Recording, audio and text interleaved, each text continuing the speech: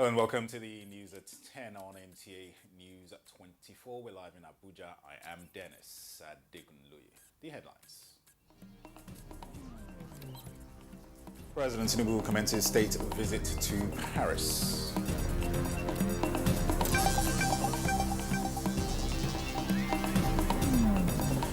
Inferno destroys sections of Radio Nigeria in Lagos.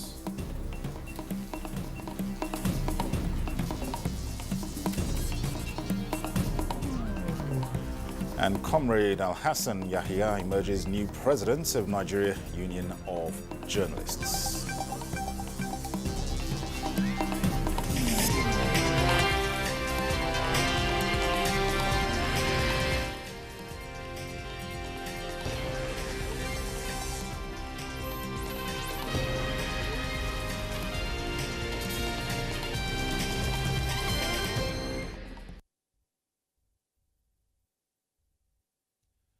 Let's begin in France, where President Bola Tinubu is set to begin his official engagements on his state visit to the country.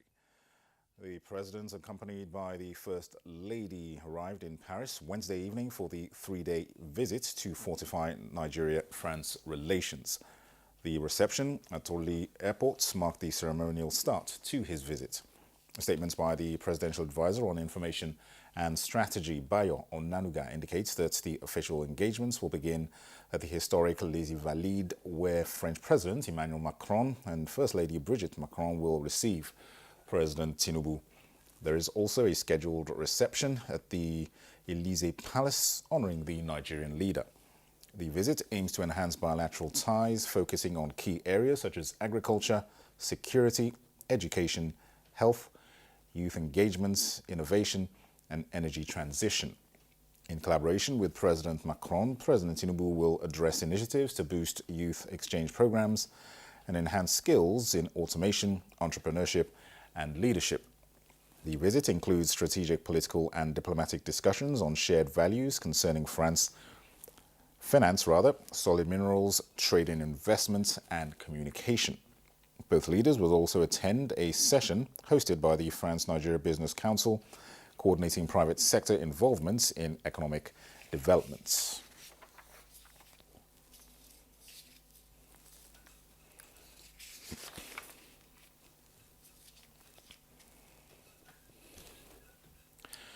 Now back in Nigeria, tragedy struck the premises of Radio Nigeria early this morning when an inferno razed down sections of its Lagos office. Firefighters successfully prevented the spread of the inferno. Director, Lagos State Fire and Rescue Service, Margaret Adeseye, had earlier reassured the public that the situation was under control. Efforts of the State and Federal Fire Service, including other emergency responders and the Niger Police, continue, and the firefighters were able to confine the inferno to the studio section of the U-shaped one-story building where it emanated. There are no reported casualties, and the cause of the fire is as yet unknown. Comrade Al-Hassan Yahya has emerged the new national president of the Nigerian Union of Journalists. He defeated his closest rival, Dele Atumbi, with 436 votes. Atumbi got 97 votes, while Garba Mohammed was third in the race with 39 votes. Nigeria made a strong statement to strengthen governance, transparency and collaboration from leaders and industry players to harness Africa's wealth for sustainable development. Vice President Kashim Shettima stated the nation's position at the inaugural international exhibition of extractive and energy resources in Abidjan, Côte d'Ivoire. The summit, with the theme Policies and Strategies for the Sustainable Developments of the Extractive and Energy Industries, brought together leaders from across Africa to discuss innovative solutions for resource management and energy security. The Vice President noted Nigeria's leadership in transparency reforms with the creation of the Nigeria Extractive Industries Transparency Initiative in 2004. stressing the importance of regional cooperation in addressing shared challenges. He described how restructuring the Nigerian National Petroleum Corporation under the Petroleum Industry Act 2021 into a commercial-oriented entity has transformed the sector. Shettima reiterated the critical role of local content developments in driving economic growth, saying through the Local Content Act of 2010, Nigeria has increased local participation in the oil and gas industry from 5% to nearly 30%. The vice president of the host country, Tremoko Melie Kunni, highlighted the benefits of collaboration among countries and stakeholders in the energy and extractive industries, including cross-breeding of ideas, job creation, and greater maximization of natural resources for the well-being of citizens. While cautioning against pollution, climate degradation, and associated factors, especially in the mining sector, he said Côte d'Ivoire is doing its best to reduce emissions of environmental pollution.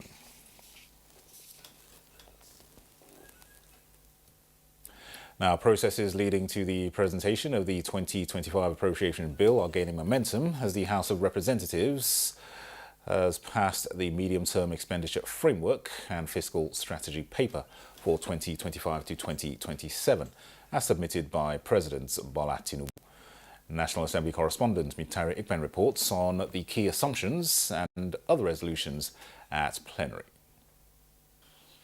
The passage of the medium-term expenditure framework and fiscal strategy paper for 2025 to 2027 followed consideration and approval of recommendations of the Joint Committee on Finance as well as National Planning and Economic Development. The House adopted the projected oil benchmark prices pegged at $75 per barrel for 2025, as well as $76.2 and $75.3 per barrel for 2026 and 2027.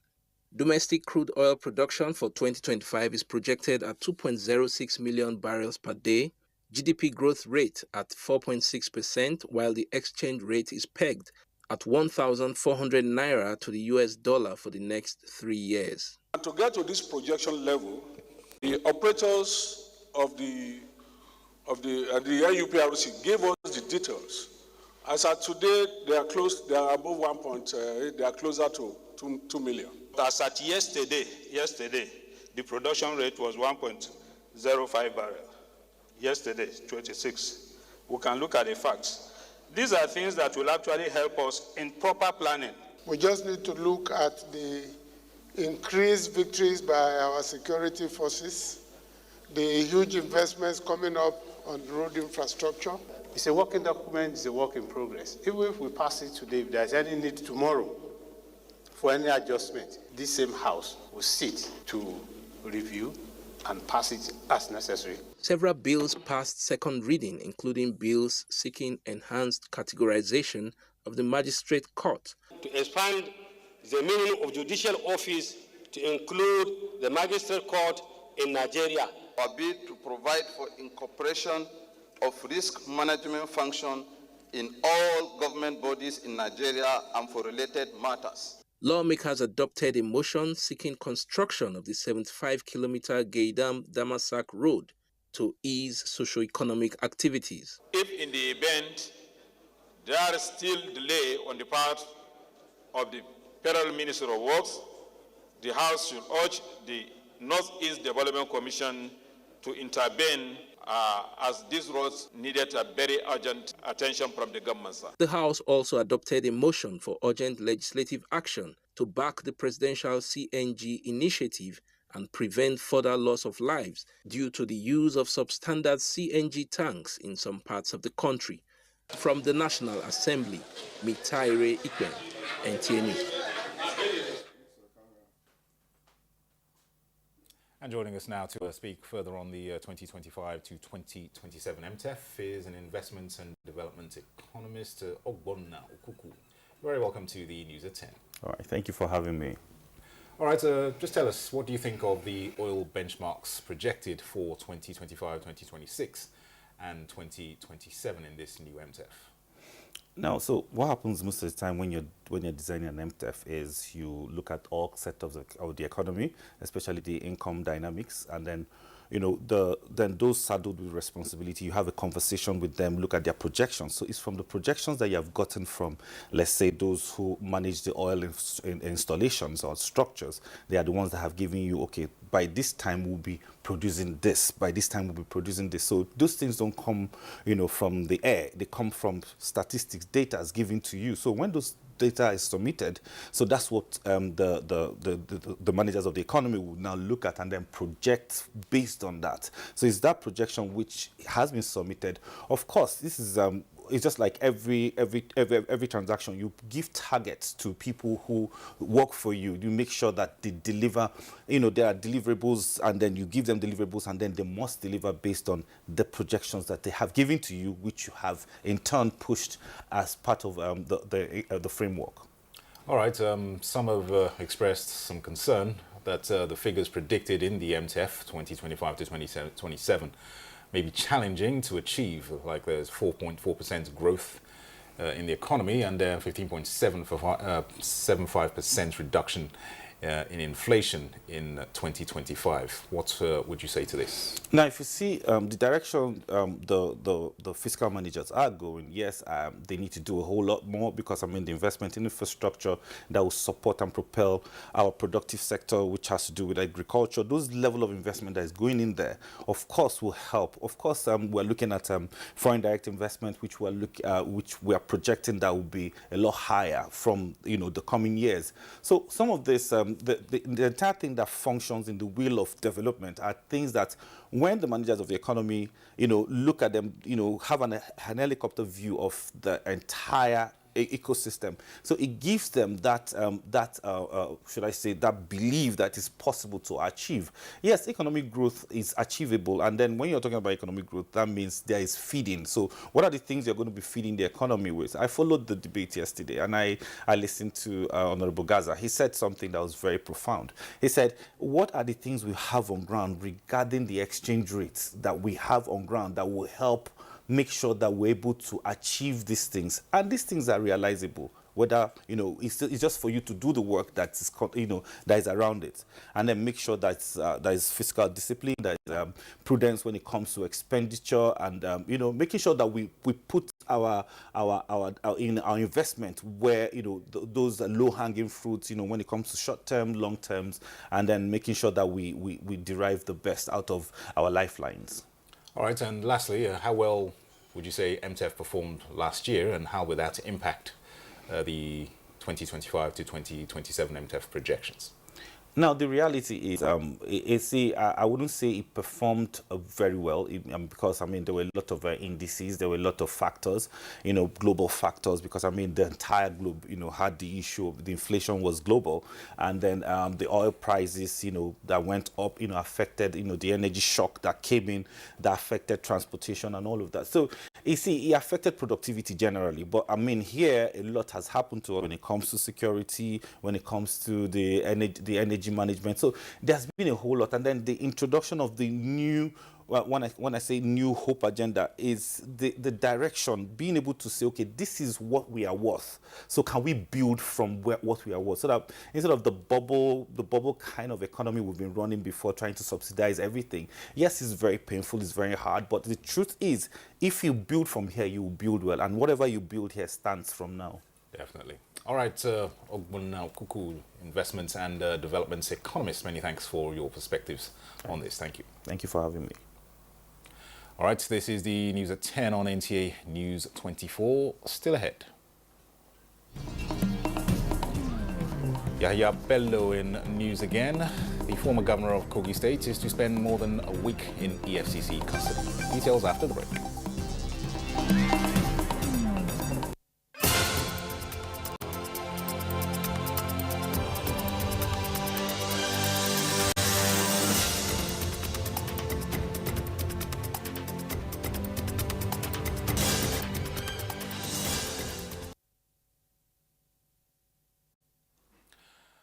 All right, welcome back. Let's go back to France now. And President of France, Emmanuel Macron, has hosted Nigeria's President Bola Tinubu to a dinner. And joining me live now is our State House correspondent, Musbah Damahab. to give us a feel of how things are progressing over there. Hello, Musbao.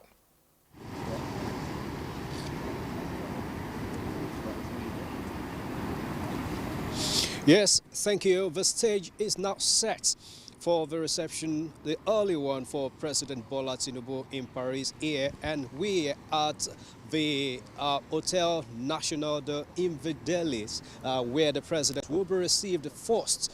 And you can see the Republican Guard are inside right there to receive the president any moment from now. We expect the president to come in, but there are some things very, very significant that we have to let you know.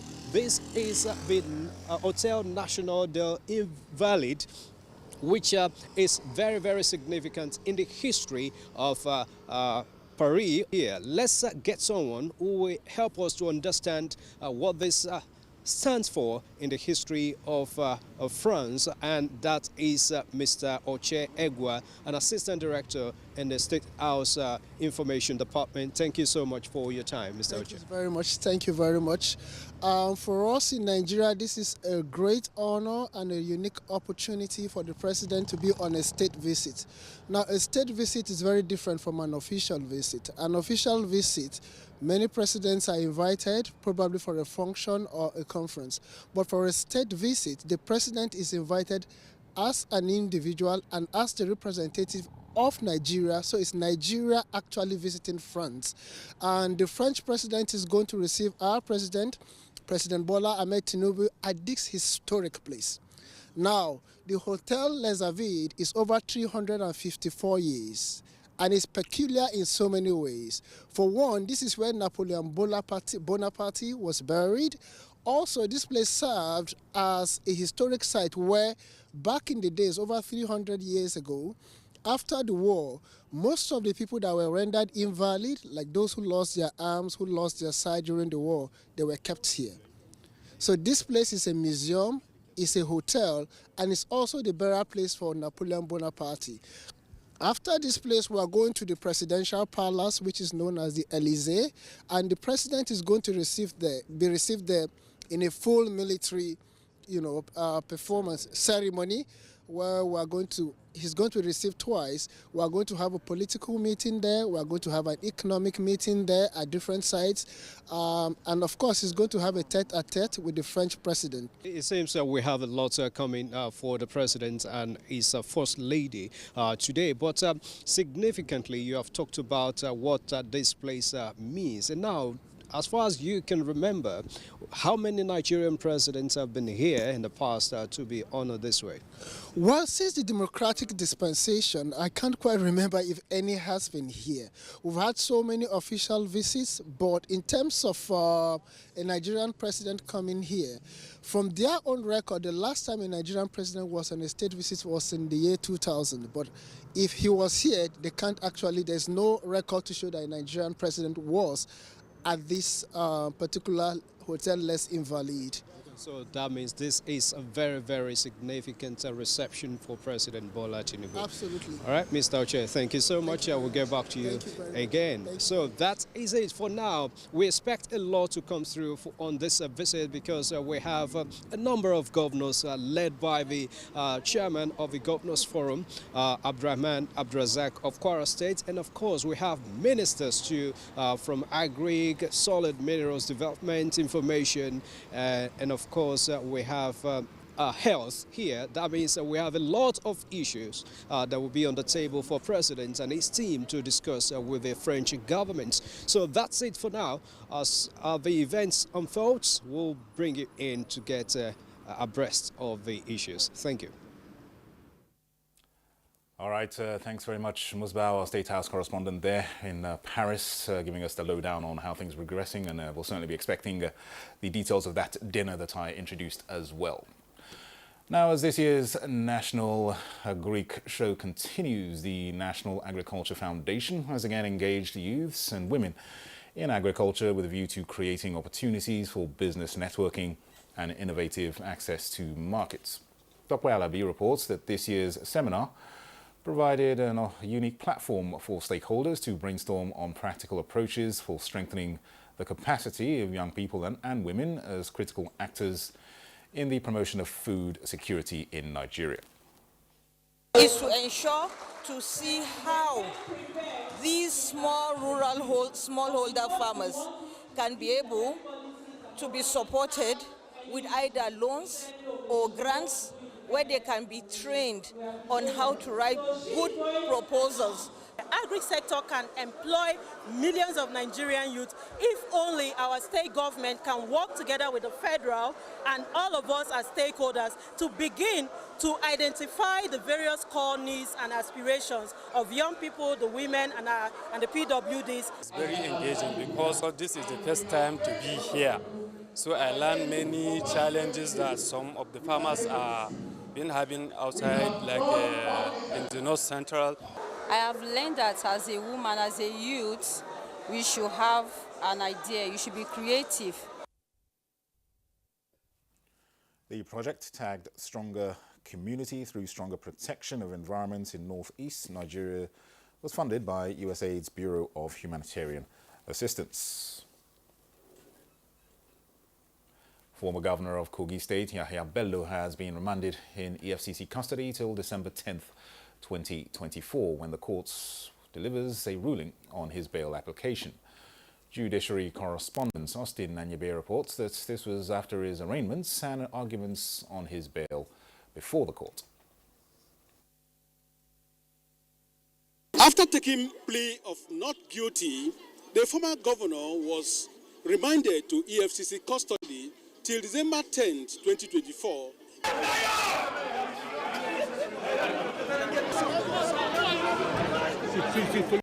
The former governor was remanded in EFCC custody after he entered a plea of not guilty to a 16-count charge preferred against him by the Economic and Financial Crimes Commission when he was arraigned before the FCT High Court in Abuja.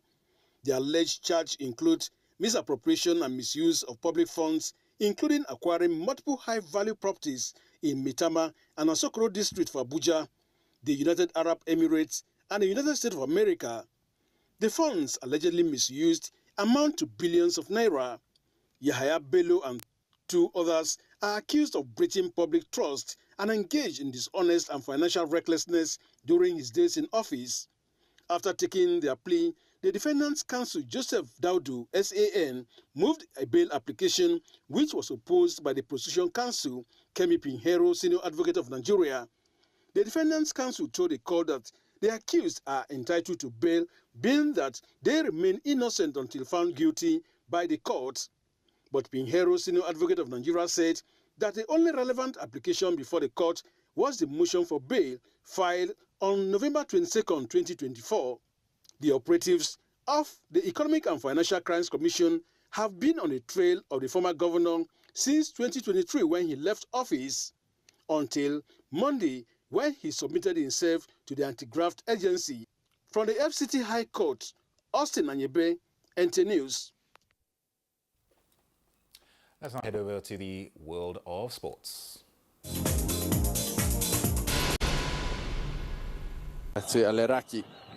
Eyimba started their CAF Confederation Cup group stage campaign with a 2-0 defeat to Egypt's Al Masry on Wednesday. Mahmoud Amada gave the host the lead after 5 minutes and then doubled the advantage 14 minutes later. Even that angle, it's almost impossible to see. Eyimba will entertain Odas Zamalek of Egypt in their next game on December 8th. And in the Nigeria Premier Football League Matchday 14 results, Remo Stars defeated regional arch rival Shooting Stars 2-0 at the Kenneth Township Stadium to extend their dominance in the Southwestern Derby and also return to the top spots on the MPFL table. A goal from the penalty spot by Sikiru Alimi and a second half strike from Adedayo Olamilekon handed all 3 points to Remo Stars. Elsewhere, Bayelsa United defeated Niger Tornadoes 4-1 in Yenagoa. Remo Stars have now jumped to the top position with 26 points, although same with Rivers United, who played a 1-1 draw with Sunshine Stars.